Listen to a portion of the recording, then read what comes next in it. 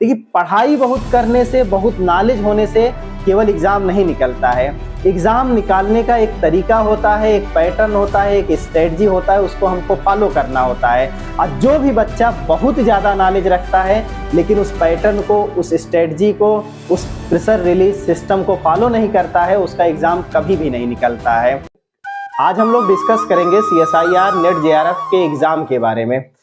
ये CSIR net JRF का exam कौन कौन देता है, ये एग्जाम कब कब होता है, एग्जाम का पैटर्न क्या है, कौन सी स्ट्रेटजी हम फॉलो करें हमारा एग्जाम आसानी से निकल जाए, क्या इस एग्जाम को निकालने के लिए अथाह ज्ञान का होना जरूरी है, क्या ये एग्जाम निकालने के लिए किसी यूनिवर्सिटी या बड़े इंस्टीट्यूट में ही पढ़ना जरूरी है, क्या ये एग्जाम गांव का एक गंवार, एक कम पढ़ा लिखा यानी किसी भी तरीके से उसको डिग्री मिल गई है, क्या वो निकाल सकता है, क्या CSIR की एग्जाम MSc प्रीवियस वाले बच्चे दे सकते हैं, CSIR का एग्जाम कितनी बार दे सकते हैं, नेट JRF निकालने के बाद क्या केवल PhD ही किया जा सकता है, नेट JRF का इंपॉर्टेंस केवल PhD करने के अलावा, टीचर बनने के अलावा किन किन जगहों पर है, क्या CSIR नेट JRF एग्जाम निकालने के बाद हमारा करियर सेफ है। तमाम ऐसे सवाल हैं जिसके बारे में हम लोग आज डिस्कस करेंगे। तो सबसे पहले डिस्कस करते हैं कि ये CSIR नेट JRF का एग्जाम होता क्या है, कौन कौन लोग इसको देते हैं। देखिए, जो बच्चे MSc करते हैं या ज्योग्राफी से जो MA भी किए हैं वो भी CSIR के एग्जाम दे सकते हैं। CSIR का जो एग्जाम होता है नेट JRF के लिए मेनली 5 स्ट्रीम में होते हैं, यानी 5 विषयों से आयोजित होते हैं। वो पांचों विषयों के नाम है chemical science, physical science, mathematical science, life science और अर्थ साइंस। CSIR एग्जाम देने की जो एलिजिबिलिटी होती है, अगर आपने 4 वर्षीय BS MS कोर्स किया है, यानी नई शिक्षा नीति के तहत आप जो पढ़ाई कर रहे हैं वो 4 वर्षों का ग्रेजुएशन का कोर्स है जिसमें रिसर्च एक्सपीरियंस भी जुड़ा है। अगर ये वाली आपने पढ़ाई की है तो आप BS MS कोर्स यानी 4 वर्षीय कोर्स करने के बाद आप डायरेक्ट CSIR नेट JRF का एग्जाम दे सकते हैं। अगर आपने B.Tech B Pharma किया है तो भी आप CSIR नेट JRF का एग्जाम दे सकते हैं। साथ ही साथ MSc में अगर आपने कहीं एडमिशन लिया है तब भी आप CSIR नेट JRF का एग्जाम दे सकते हैं। लेकिन एग्जाम देने के बाद जो आपकी एलिजिबिलिटी होगी, यानी इसका जो यूज होगा सर्टिफिकेट का, जब आप पोस्ट ग्रेजुएशन की डिग्री ले लेंगे तभी आप इस सर्टिफिकेट का इस्तेमाल कर पाएंगे। अब हम बात करते हैं कि CSIR नेट JRF जो एग्जाम होता है उसका पैटर्न क्या होता है। देखिए, पैटर्न के बारे में तो हमारे ख्याल से अगर आप CSIR नेट JRF की तैयारी करने के लिए सोच रहे हैं तो आप जानते होंगे कि ये 3 जो एग्जाम होता है, एक पेपर होता है जिसमें 3 सेक्शन होते हैं, section A, section B, section C, और 3 सेक्शन में अलग अलग नंबर ऑफ क्वेश्चंस आपको अटेम्प्ट करने होते हैं और उसको आपको नंबर मिलता है। जैसे सेक्शन A में 20 सवाल होते हैं जिसमें आपको मात्र 15 सवाल करने होते हैं, और सेक्शन B में केमिकल साइंस से अगर आप एग्जाम देंगे तो 40 सवाल होंगे, यानी 40 सवाल होते हैं जिसमें 35 ही केवल अटेम्प्ट करने हैं, जबकि आप बायोलॉजिकल साइंस यानी लाइफ साइंस या और किसी दूसरे विषय से एग्जाम देंगे उसमें कुल 50 सवाल आते हैं और उसमें से मात्र 35 सवाल अटेम्प्ट करने होते हैं। जबकि सेक्शन C में अगर केमिकल साइंस से आप एग्जाम दे रहे हैं तो 60 सवाल यानी 60 सवाल आते हैं, उसमें से मात्र आपको 25 सवाल करने होते हैं। जबकि लाइफ साइंस या दूसरे विषयों से आप एग्जाम देते हैं तो 75 सवाल आते हैं जिसमें मात्र आपको 25 सवाल अटेम्प्ट करने होते हैं। तो अभी तक हमने जो डिस्कस किया वो ये डिस्कस किया कि कौन कौन लोग या कौन कौन से स्टूडेंट्स CSIR का एग्जाम दे सकते हैं और ये CSIR के एग्जाम का पैटर्न क्या होता है। अगली बात हम डिस्कस करते हैं कि CSIR एग्जाम ये जो होता है इसमें नेट और JRF ये 2 टर्म आते हैं, इसका मतलब क्या है।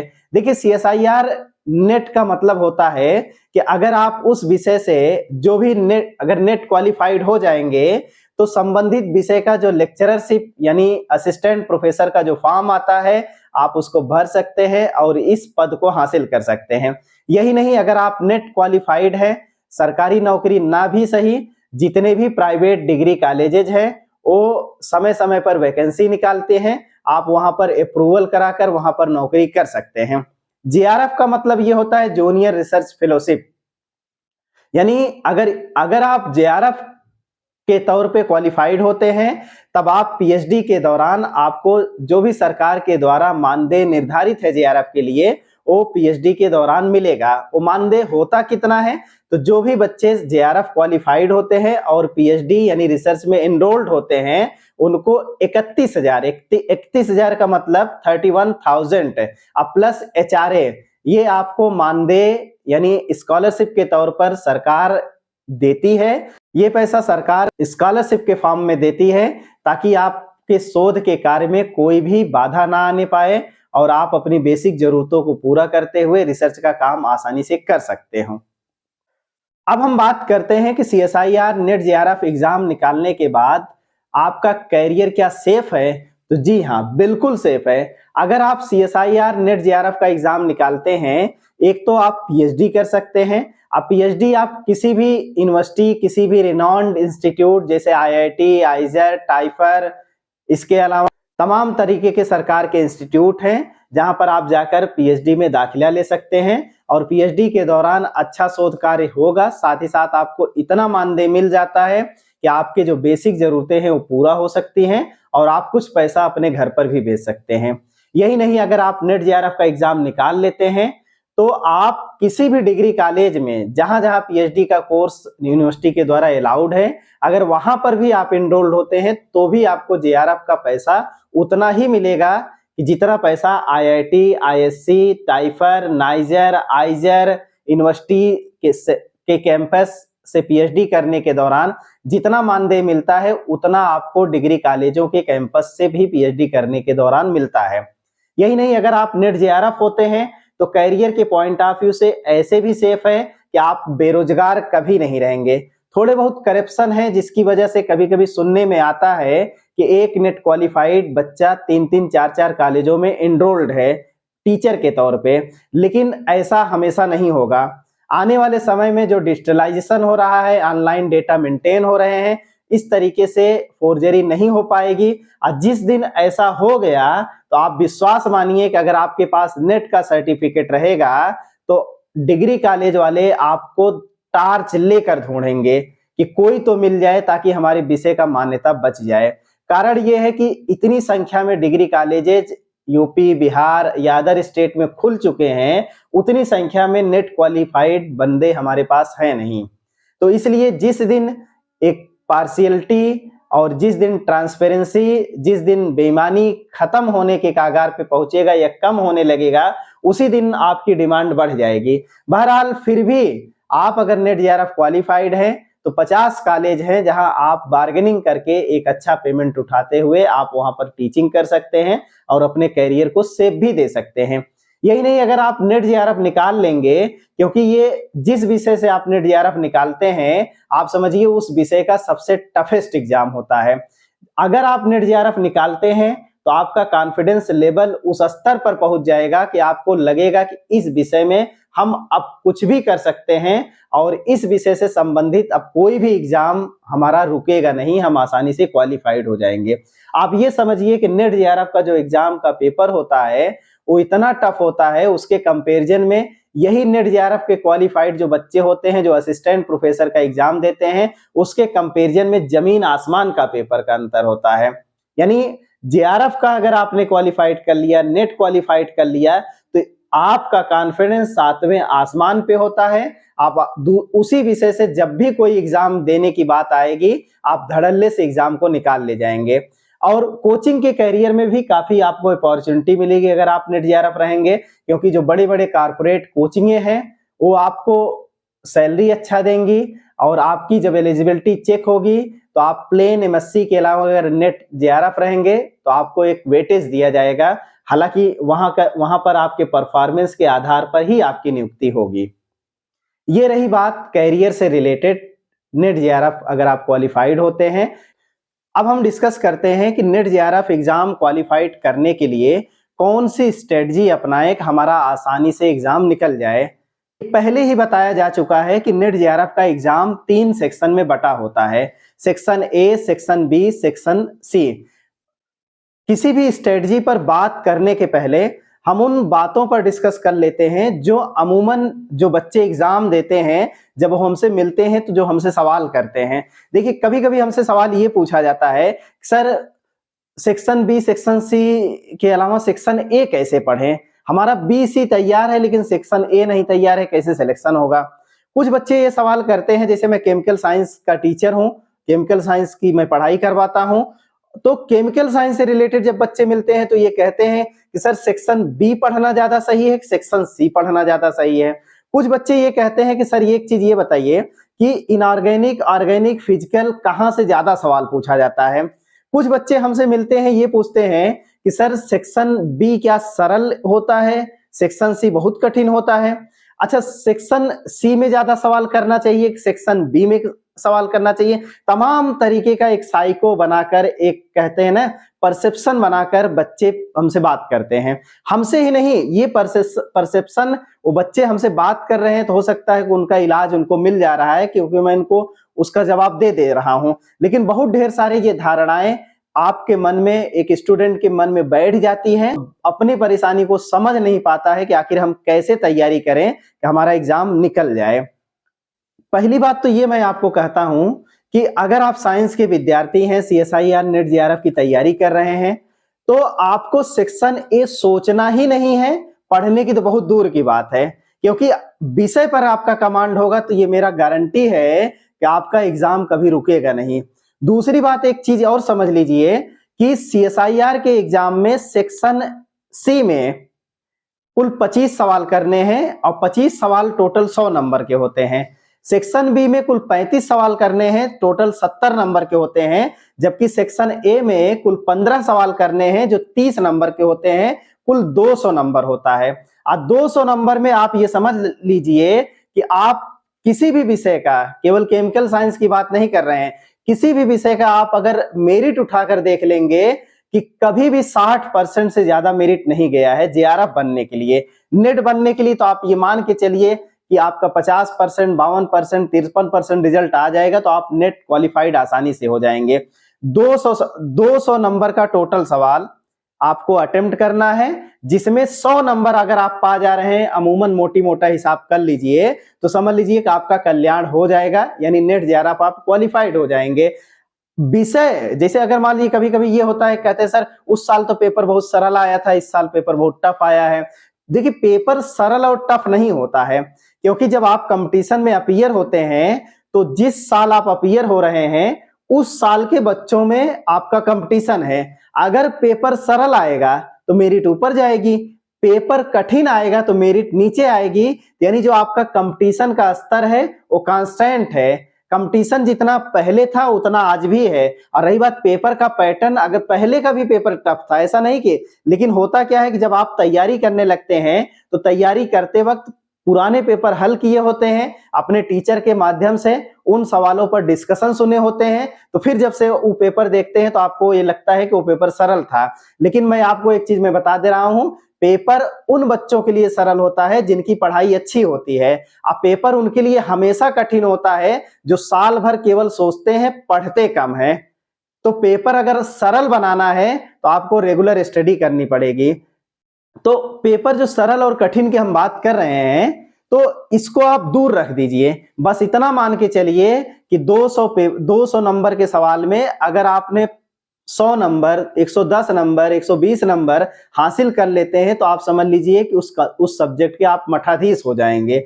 यही नहीं, एक और बात आप ध्यान रखिएगा कि जैसे केमिकल साइंस की अगर हम बात करें तो केमिकल साइंस में 20 सवाल सेक्शन ए में है, उसमें करना कितना है, 15। तो अगर 20 सवाल का हम मार्किंग देखें तो 40 नंबर होता है। ऐसे सेक्शन बी में आओगे तो 35 सवाल करने हैं लेकिन 40 सवाल टोटल आते हैं, तो 40 सवाल का अगर टोटल मार्किंग आप देखोगे तो 80 नंबर होता है।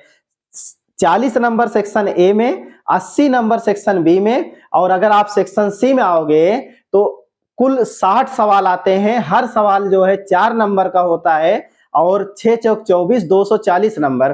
तो 40 प्लस 80 प्लस 240 अगर आप टोटल जोड़ेंगे ये 360 नंबर का होता है। आप बताइए कि 360 नंबर का पेपर है, और उसमें CSIR आपको कहता है कि मात्र 200 नंबर का अटेम्प्ट करना है, 160 नंबर का बच्चा छोड़ देना, और उस 200 में अगर आप 100 सवा 100 नंबर पा जाते हैं तो आप समझ लीजिए कि आपके माथे तिलक लग जाती है।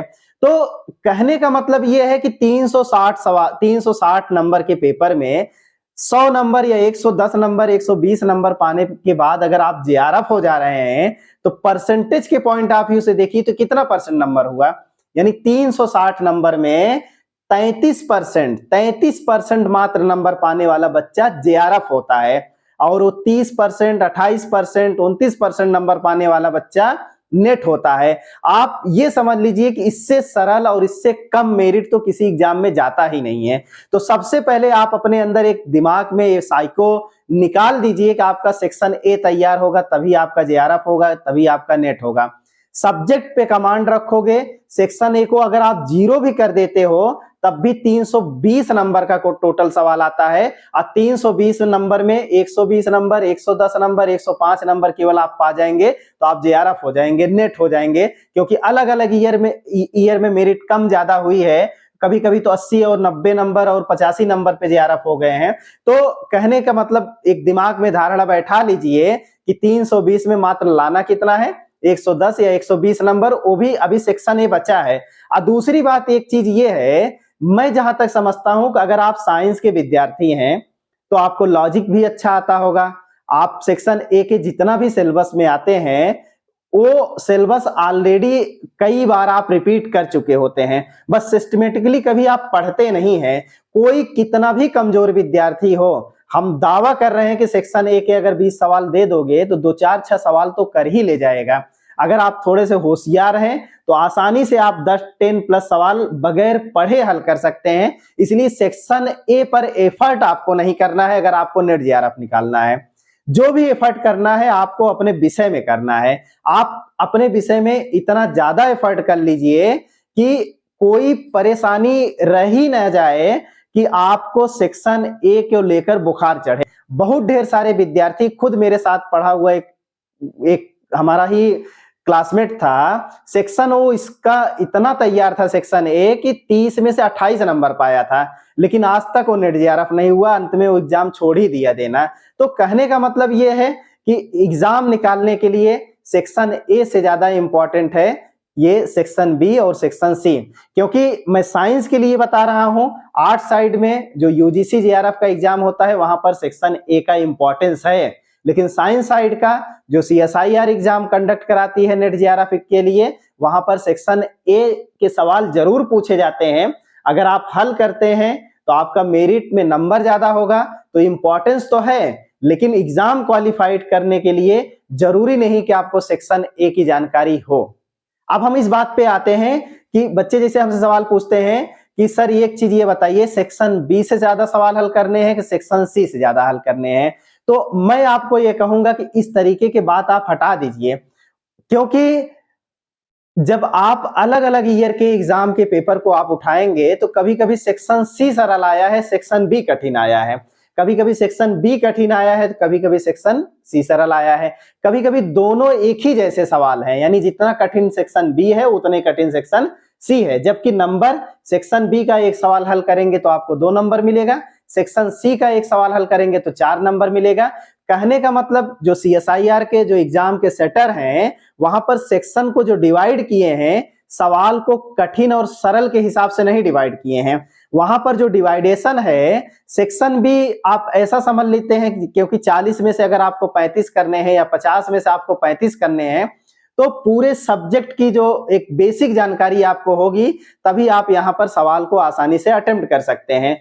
सेक्शन सी में क्यों ये कहा गया है कि 75 में से 25 करो या 60 में से 20 करो, 60 में से 25 करो, उसका मेन वजह ये है, पहले के जो MSc थे वो ईयर वाइज थे, तो ईयर वाइज में ये होता था कि फर्स्ट ईयर में आप चारों यानी फिजिकल, एनालिटिकल, ऑर्गेनिक और इनऑर्गेनिक सब पढ़ते थे, लेकिन फाइनल ईयर में कोई एक ही ब्रांच आपको लेना पड़ता था और उसी ब्रांच के बारे में पूरी स्टडी होती थी।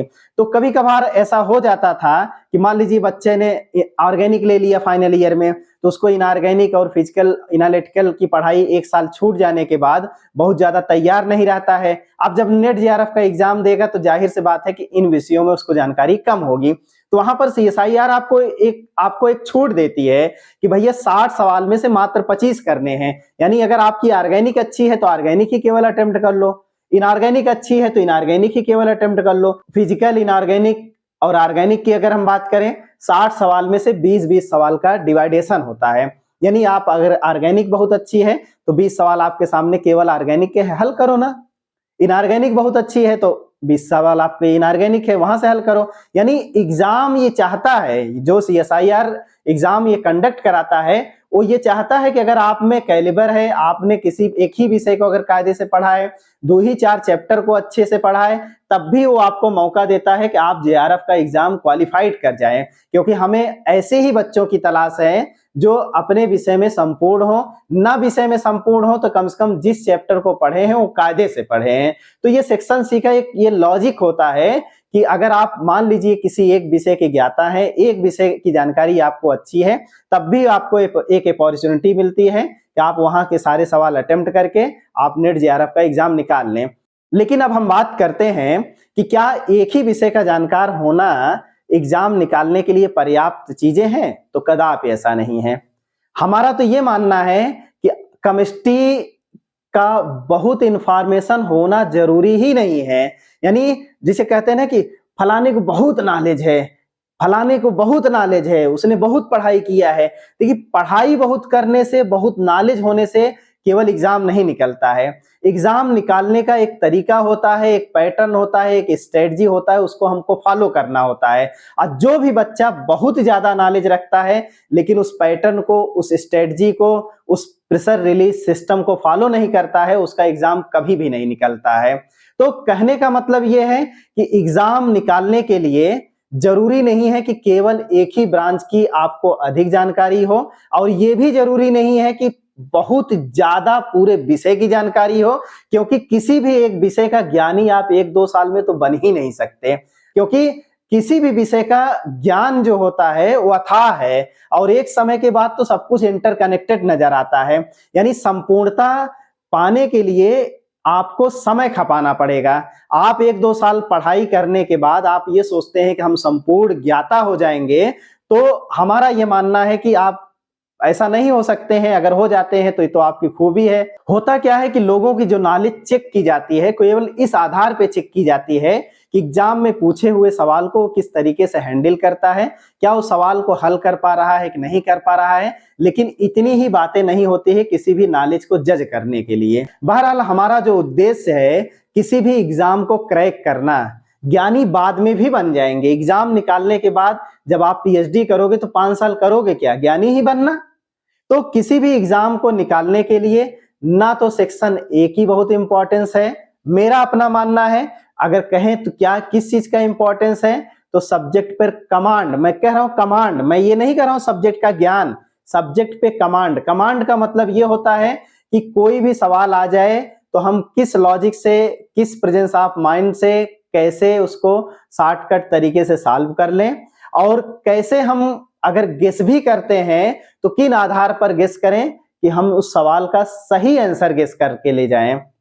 कभी भी आप इस बात को लेकर ना जाइएगा कि बी सेक्शन की तैयारी ज्यादा करनी है कि सी सेक्शन की तैयारी करनी है। आपको सब्जेक्ट पढ़नी है। जिस भी विषय के आप नेट जेआरएफ का एग्जाम में अपीयर होने जा रहे हैं, आपको क्या पढ़नी है? सब्जेक्ट पढ़नी है। अगले जो बात की हम चर्चा करेंगे कि सब्जेक्ट पढ़नी है तो कैसे पढ़नी है, तो देखिए, क्योंकि इस देश में जो एग्जाम होता है वो तो मान लीजिए एक ही है, नेट जेआरएफ का एग्जाम एक ही है, लेकिन उसमें अपीयर होने वाले बच्चे अलग अलग वैरायटी के हैं। कुछ बच्चे ऐसे हैं जिनकी पढ़ाई बहुत ही पुअर है। अब पढ़ाई ही नहीं पुअर है, वो जिस कॉलेज या जिस संस्थान में पढ़ते हैं वहां की फैसिलिटीज भी बहुत पुअर है, और उसी एग्जाम में वो भी बच्चा अपीयर हो रहा है जो देश के सर्वश्रेष्ठ संस्थान में पढ़ा है और वहां पर सारी फैसिलिटी है, लाइब्रेरी में किताबें सारे हैं, वहां पर डिजिटलाइजेशन यानी डिजिटल लाइब्रेरी भी मेंटेन है, सारी सुविधाएं हैं। और साथ ही साथ जो बच्चा अपीयर हो रहा है, हो सकता है कि उसका एजुकेशनल नरिशमेंट बचपन से ही बहुत अच्छा हुआ हो, और जब एग्जाम में अपीयर हो रहा है तो उसको भी वही एग्जाम देना है, और उसको भी वही एग्जाम देना है जिसकी पढ़ाई उस स्तर की नहीं है कि एग्जाम को ही समझ पाए। तो अब यहाँ पर सवाल ये आ जाता है कि ऐसे कंडीशन में हम कौन सी स्ट्रेटजी को फॉलो करें कि हमारा एग्जाम निकल जाए, क्योंकि ऐसे बच्चे तो आसानी से एग्जाम निकाल लेंगे जिसका एजुकेशनल नरिशमेंट अच्छा है, यानी जिसका बेसिक तैयार है, जिसने इंटर लेवल पे अच्छे से पढ़ाई किया है, या मान लीजिए मेडिकल इंजीनियरिंग की तैयारी किया है, कुछ ही नंबर से उसके सिलेक्शन रुक गए हैं। या कुछ बच्चे ऐसे भी होते हैं जिनकी आईक्यू बहुत तेज होती है, कुछ बच्चे ऐसे भी हैं आईक्यू भले ना तेज हो लेकिन फैसिलिटीज और किताबों और इन्वायरमेंट का इतना माहौल पा चुके हैं कि उनको डर नहीं लगता है और उनका एग्जाम निकल जाता है। लेकिन उन बच्चों के लिए समस्याएं और एक पहाड़ खड़ा हो जाता है। एक तो ऐसे बच्चे जब एग्जाम में अपीयर होते हैं तो आधा डर तो यही बन जाता है, यार हमारी तो पढ़ाई कुछ है ही नहीं है, इसकी तो पढ़ाई बहुत है, ये भी इसी एग्जाम में बैठ रहा है, इसी एग्जाम में मैं भी बैठ रहा हूं।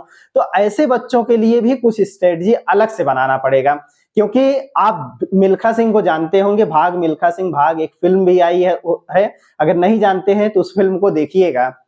भाग मिल्खा सिंह भाग फिल्म में देखेंगे एक सीन आता है कि इंटरनेशनल रनिंग कंपटीशन होता है, और उस कंपटीशन में मिल्खा सिंह जी जब हिस्सा लेने जाते हैं तो उनको दौड़ने से पहले स्पाइक दिया जाता है, स्पाइक शूज दिए जाते हैं। अब स्पाइक शूज पहन के जब वो दौड़ना शुरू करते हैं तो वो रिदम में आ ही नहीं पा रहे थे, और कुछ देर बाद आप देखेंगे कि जूतों को अपने झटक के दूर फेंक देते हैं और फिर से दौड़ना शुरू करते हैं, और ओवरऑल उनकी 4th पोजीशन आती है।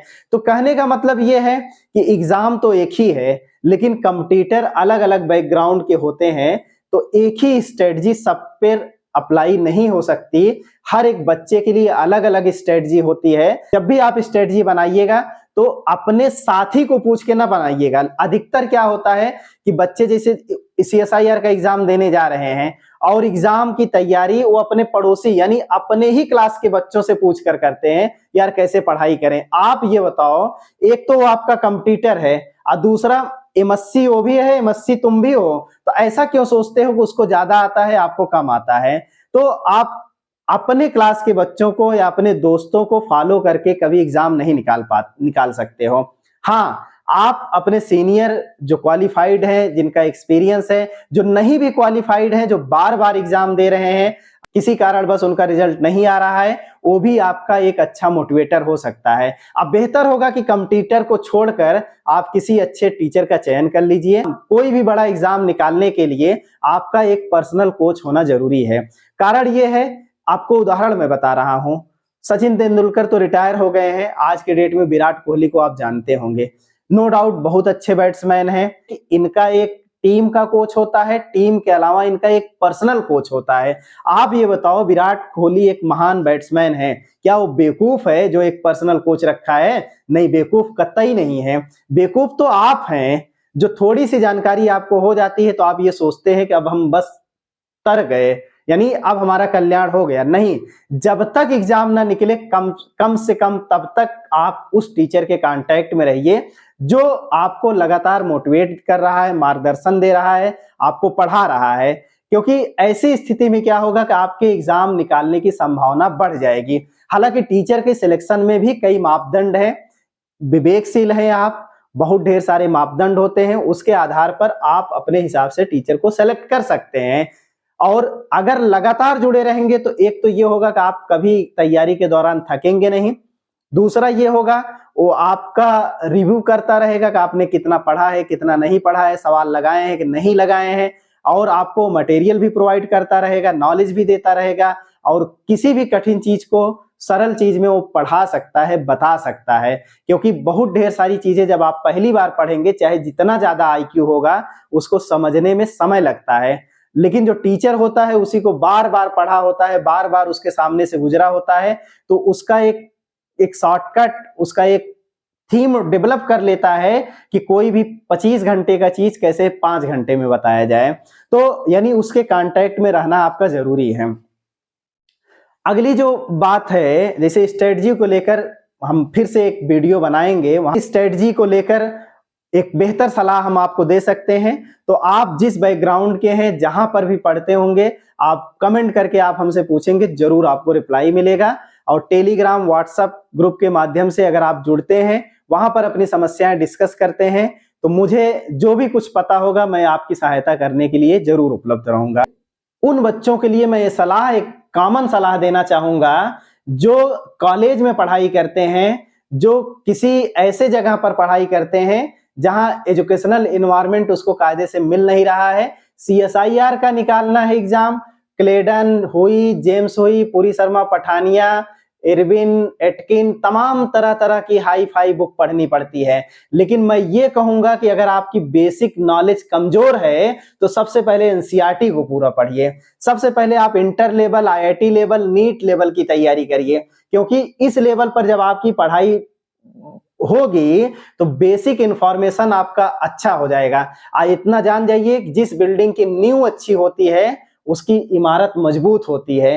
तो नींव को मजबूत करिए। अगर आप पुअर बैकग्राउंड के हैं या आपका एजुकेशनल बैकग्राउंड उतना अच्छा नहीं है, आप खुद जो है हो सकता है BSc तक कुछ ना पढ़े होंगे, लेकिन इसके बाद आपका मूड कर रहा है कि नहीं हम इस एग्जाम को निकालें, तो सबसे पहले आप बेसिक नॉलेज को इकट्ठा करिएगा। क्योंकि जब किसी भी चैप्टर की बेसिक्स आपको तैयार हो जाएगा तो कोई भी अच्छी किताब पढ़ेंगे जहां पर क्लिष्ट लैंग्वेज में चीजें लिखी गई हैं, बहुत ढेर सारे एक्स्ट्रा कंटेंट हैं, तो वो तभी आपको समझ में आएगा जब आपकी बेसिक इंफॉर्मेशन उस स्तर पर कंप्लीट होगी। जिंदगी है बहुत छोटी है और केवल ज्ञान ही ना इकट्ठा करिए, केवल एक एग्जाम निकालने के लिए उस कॉन्सेप्ट को, उस प्लानिंग को भी डेवलप करिए कि ताकि आसानी से निकल जाए। अब इस बात पर भी चर्चा कर लेते हैं, क्योंकि CSIR का एग्जाम देने वाले, जैसे मैंने कैटेगराइज किया था कि एक तो हाई फाई क्लास के बच्चे होते हैं, उनका एग्जाम आसानी से निकल भी जाता है, लिमिटेड सीट होती है, कठिन तो है ही है पेपर उस लिस्ट में अपना जगह बनाना। और वो बच्चे भी होते हैं, बल्कि उनकी संख्या ज्यादा होती है, जिनकी नॉलेज बहुत पुअर लेवल की है। तो आप दोनों को अलग अलग पैटर्न का, अलग अलग स्ट्रेटजी को प्लान करना होगा और सिलेबस से शुरू करिएगा। सिलेबस उठाइएगा। बेसिक इंफॉर्मेशन कमजोर है तो पहले इंटर लेवल की जानकारी इकट्ठा करिएगा, तब किताबें पढ़िएगा। अगर आपको लगता है कि बेसिक तैयार है तो आप कोई रेफरेंस किताब पढ़िएगा, नोट्स नहीं।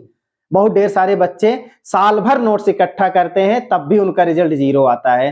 तो रिजल्ट 0 यही आता है कि जिसने नोट्स बनाया है वो मजबूत है ना आपसे, वो भी एग्जाम देता है। जिसका नोट्स आप पढ़ रहे हैं तो उसका ज्यादा तैयार है। वो नोट्स कहां से बनाया है? किताब से बनाया होगा या किसी अच्छे टीचर का लेक्चर अटेंड करके बनाया होगा। आप सोचते हैं कि वो नोट्स आपके पास आ जाएगा, वो कोई जादू की छड़ी है कि आपके मोबाइल में वो नोट्स है, आप उसका प्रिंट आउट करा लिए हैं, उसको पढ़ लिया, आपका सिलेक्शन हो जाएगा। गलत सोचते हैं। आप किताब को फॉलो करिए।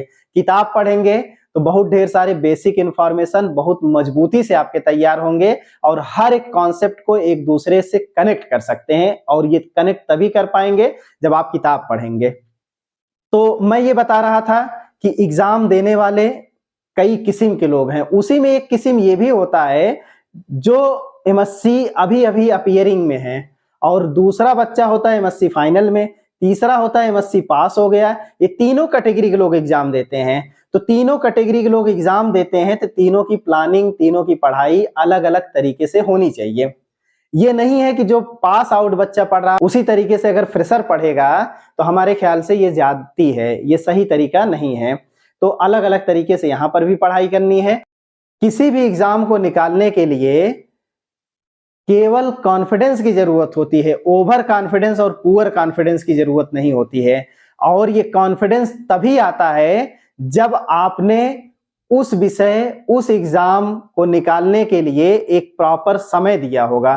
पलक झपकते जादू की छड़ी से कुछ भी नहीं होता है। आप अगर रेगुलर टाइम दिए होंगे, किसी एग्जाम को निकालने का 6 महीना का स्लॉट होता है, किसी एग्जाम को निकालने का 2 साल का स्लॉट होता है। अब कोई एग्जाम हो सकता है कि 1 ही हफ्ते का स्लॉट होता है, जैसे एकेडमिक एग्जाम होता है। अगर आपने उतना समय दिया है तो आपका एग्जाम वो क्रैक होगा। अगर उतना समय नहीं दिए हैं तो पढ़ाई किए हैं कि नहीं किए हैं, आपका मार्गदर्शक मंडल कैसा है, आप किन इन्वायरमेंट में घिरे रहते हैं, तमाम तरह की कंडीशन होते हैं जो आपके रिजल्ट को प्रभावित करते हैं। तो आप लगे रहिए, आपका एग्जाम जरूर निकलेगा। सब्जेक्ट पर कमांड हासिल करनी है, तो एक तो अथाह पढ़ना है, बहुत ढेर सारे सवाल लगाने हैं, जितने भी कंफ्यूजन है, जो कॉन्सेप्ट है, हो सकता है उसको दूर करने वाला कोई गाइडेंस आपके पास ना हो, उसको भी समय समय पर हमको दूर करना है। अगर ये सब आप दूर करने में कामयाब हो जाएंगे तो निश्चित तौर पर आपका कॉन्फिडेंस बिल्डअप होगा, और जब कॉन्फिडेंस बिल्डअप होगा तो प्रेशर अपने आप रिलीज हो जाएगा, और जब प्रेशर अपने आप रिलीज हो जाएगा तो एग्जाम के रिजल्ट में आपका नाम भी आ जाएगा। हमारे ख्याल से आज का जो ये वीडियो है उससे आप जरूर कुछ सीखे होंगे, और क्योंकि जैसे मैं आपको कह रहा हूं कि CSIR एग्जाम निकालने में समय देना पड़ता है, इसी तरीके से CSIR के एग्जाम को सरल बनाने में मुझे भी समय देना पड़ेगा। इस वीडियो के बाद मैं अगला वीडियो लेकर आऊंगा, उसमें कुछ नई जानकारियां होंगी, कुछ नई बातें होंगी। वहां पर हम सब्जेक्ट की बात करेंगे, वहां पर हम चैप्टर की बात करेंगे कि कैसे हम पढ़ाई करें और ताकि हमको सफलता मिल जाए। तो वीडियो अगर पसंद आया है तो लाइक करिएगा, सब्सक्राइब करिएगा, अपने दोस्तों को फॉरवर्ड करिएगा। और इन्हीं सब बातों के साथ आज का लेक्चर हम समाप्त करते हैं। अगले लेक्चर तक के लिए राम राम, जय हिंद, जय भारत।